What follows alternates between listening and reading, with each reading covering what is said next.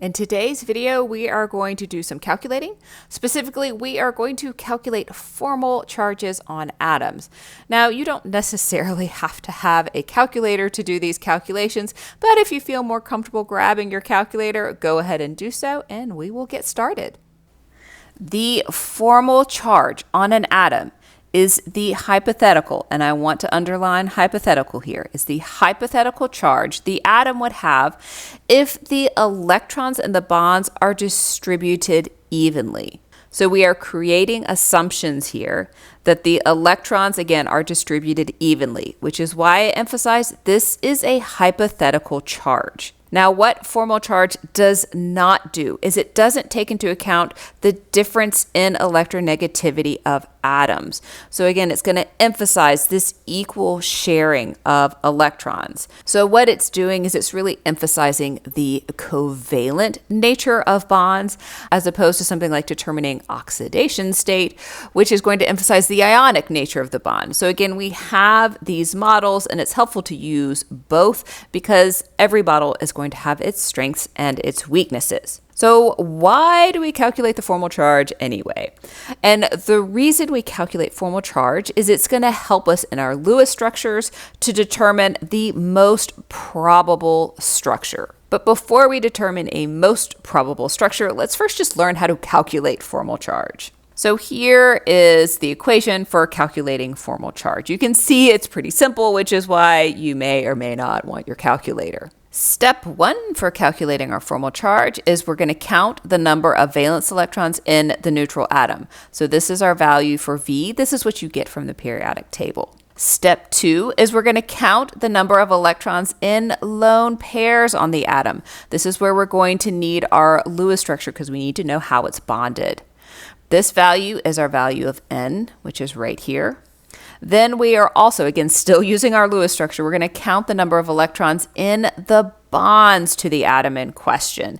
This is our value for B right here. And notice there is a factor of 1/2 in front of our value for B. Now that we have our steps 1, 2, 3, let's actually work some examples and calculate some formal charges.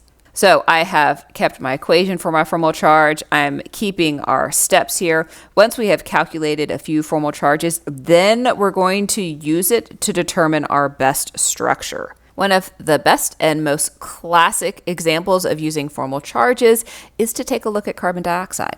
So we think of carbon dioxide and its Lewis structure as being carbon double bonded to 2 oxygens, and each oxygen having 2 lone pairs. But there are actually 2 other valid Lewis structures. So we could have 1 oxygen singly bonded to the carbon, which is then triple bonded to the other oxygen. This would put 3 lone pairs on this oxygen and 1 lone pair on this oxygen. And we could do the reverse. So we could make this left-hand oxygen the triple bond to the carbon and then single bonded on the right-hand side. Again, this would be 1 lone pair on this oxygen and 3 lone pairs on this oxygen.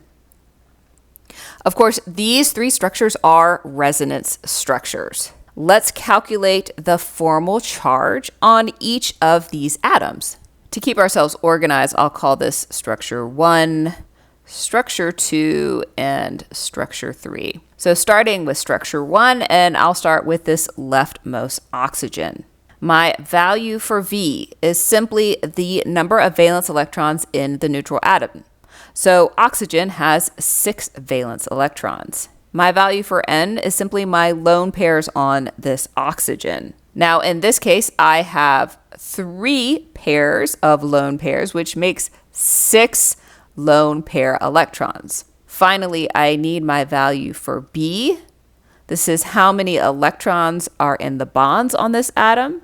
This oxygen only has a single bond, which means it has 2 electrons that are participating in bonding. So calculating my formal charge is going to be my value of V, which is 6, minus my value of N, which is 6, minus 1/2 my value of B, which is 2, So my formal charge on this oxygen is -1. Let's do the same thing for the carbon in the middle. Again, my valence on my carbon is 4. My number of lone pairs on this carbon is 0. My number of bonding electrons. So I have 1, 2, 3, 4 bonds. Remember, each bond has 2 electrons. So this is 8 electrons are participating in bonding. I'm going to skip this calculation down here since I'm kind of running out of space. My formal charge is going to be 4 minus 0 minus 1/2 of 8. So my formal charge is 0.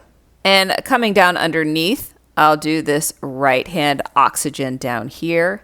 Again, valence for oxygen is 6. The number of lone pairs on this oxygen, I only have 2 electrons in the lone pairs.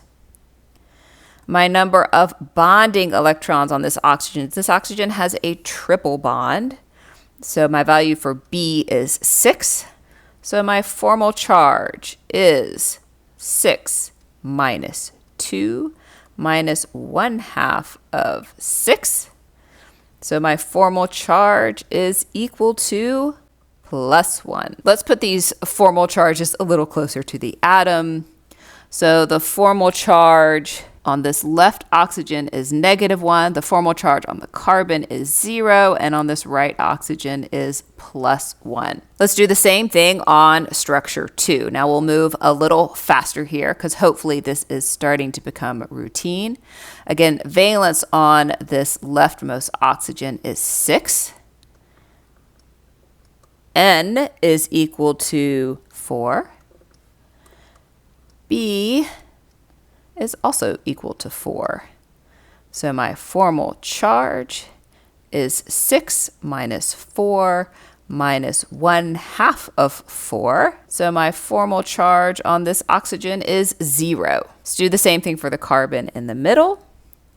Again, valence for carbon is 4. N is going to equal 0. And B is equal to 8.